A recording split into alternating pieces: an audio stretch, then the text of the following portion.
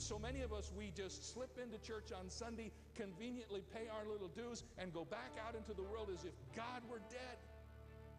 While we claim to be Christians, we are practical atheists because we live as if God were not a part of our lives, when the great command God has given to us is this: love Him with all your heart and soul and mind. Love Him passionately.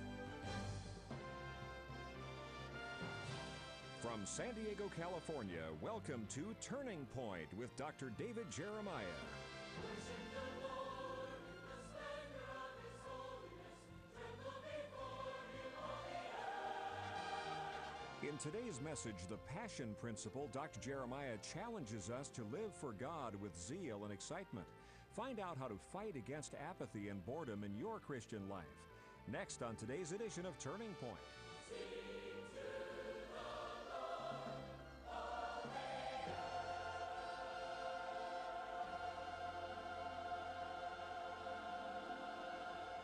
Welcome to Turning Point. I'm David Jeremiah. One of the most important commandments in the Bible is you shall love the Lord your God with all your heart, soul, mind, and strength.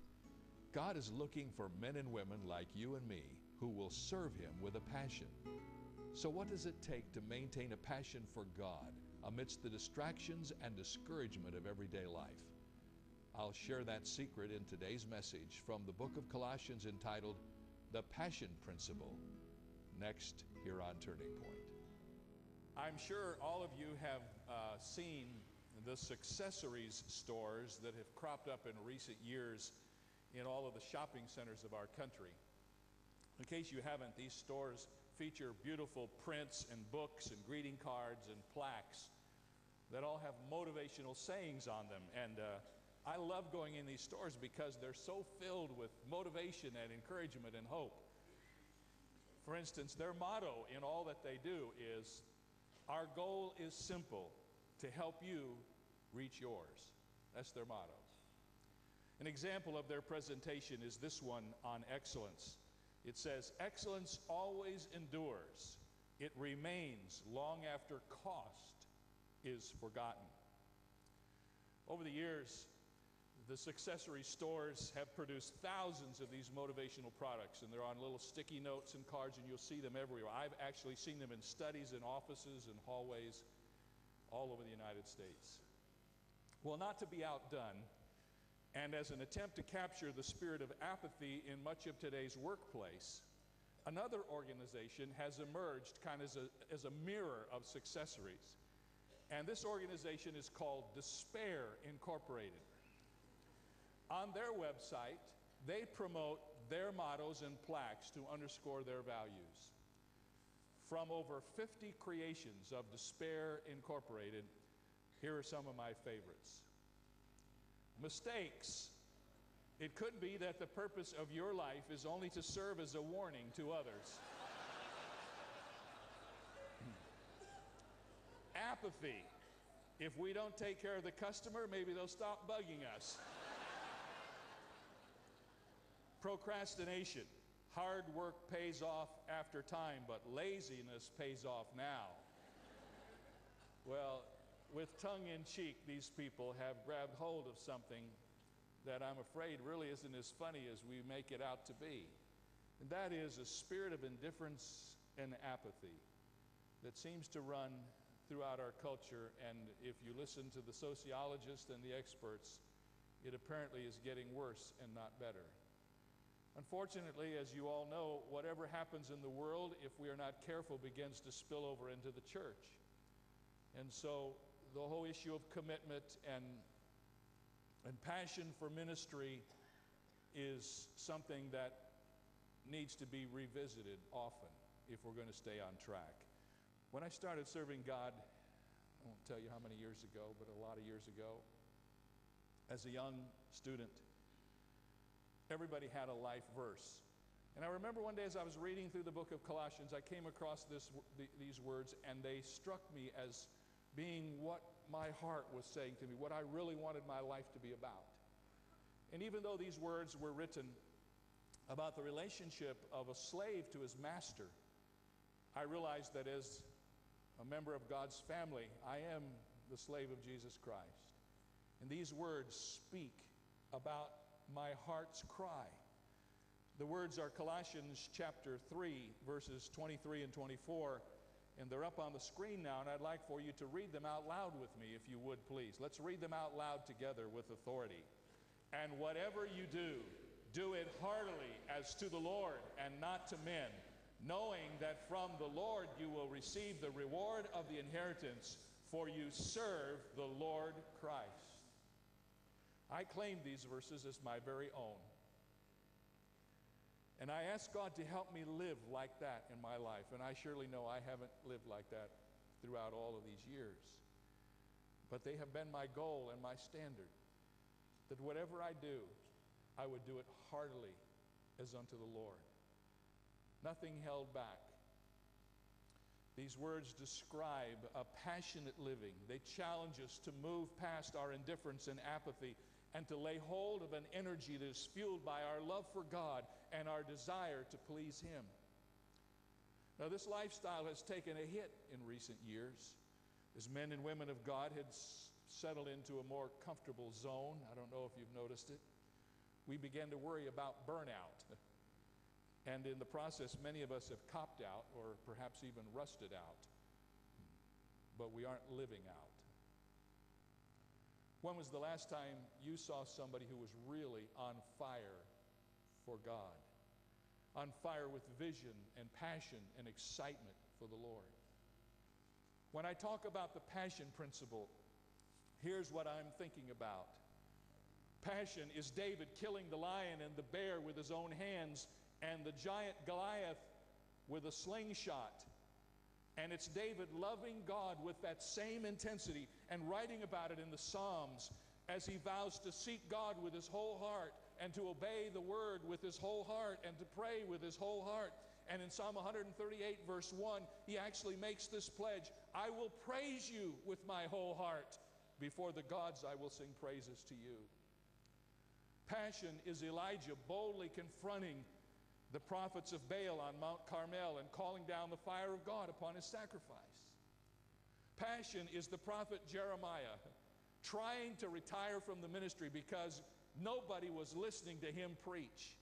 And he was discouraged and wanted to give up. But in his own words, in Jeremiah 20 verse 9, his word was in my heart like a burning fire, shut up in my bones, and I was weary of holding back, and I could not do it. He couldn't quit. Passion is Peter jumping out of the boat to go to Jesus on the water and later jumping into the water to swim to Jesus on the shore. It's Peter chopping off Malchus's ear when he comes to arrest Jesus in the garden. And it's Peter opening his big mouth and suggesting that 3 tabernacles be built on the Mount of Transfiguration. It's Peter promising Jesus to follow him even to his death and later denying him 3 times.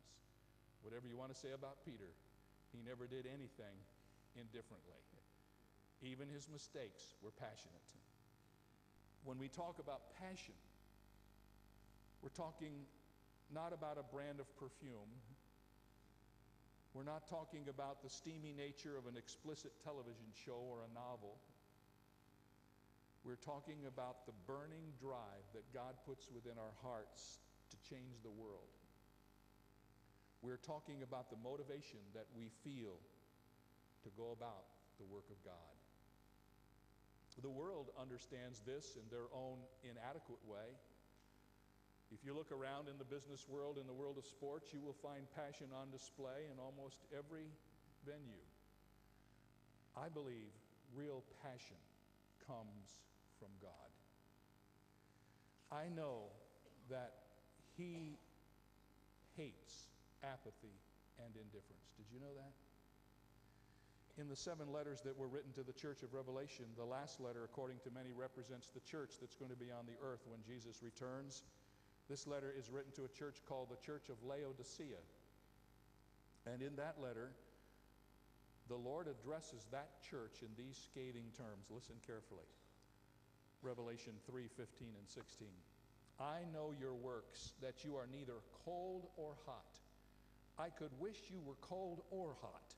So then, because you are lukewarm and neither cold or hot, I will vomit you out of my mouth. Whoa.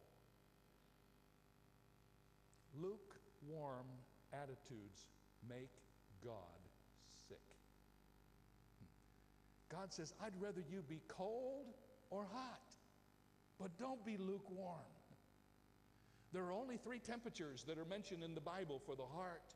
In Luke chapter 24, you remember when the disciples were walking on the road to Emmaus and they began to understand what was going on with Jesus. They said, did not our hearts burn within us when he walked with us on the way? So there's the burning heart, that's the hot heart. And Jesus tells us in Matthew chapter 24 that in the last days, men's hearts are going to wax cold. There's the burning heart and the cold heart. And then there's this heart Jesus talks about in Revelation, the lukewarm heart. You see, we have come to be so politically correct in what we do and so careful that we don't step over the line that we have become in many ways like the lukewarm heart of the Laodicean church. We are so afraid of being on fire for Christ. We do not want to be labeled as emotionalists or extremists, yet in every other area of life, we are wholehearted in what we do. We are enthusiastic about entertainment, we're enthusiastic about sports, and we're enthusiastic about life. But much of our Christian experience is dead and cold, without any zeal and without any enthusiasm. So let's get back to our verses again in Colossians and listen to what they say. And whatever you do, do it heartily as unto the Lord and not unto men, knowing that from the Lord you will receive the reward of the inheritance, for you serve the Lord Christ.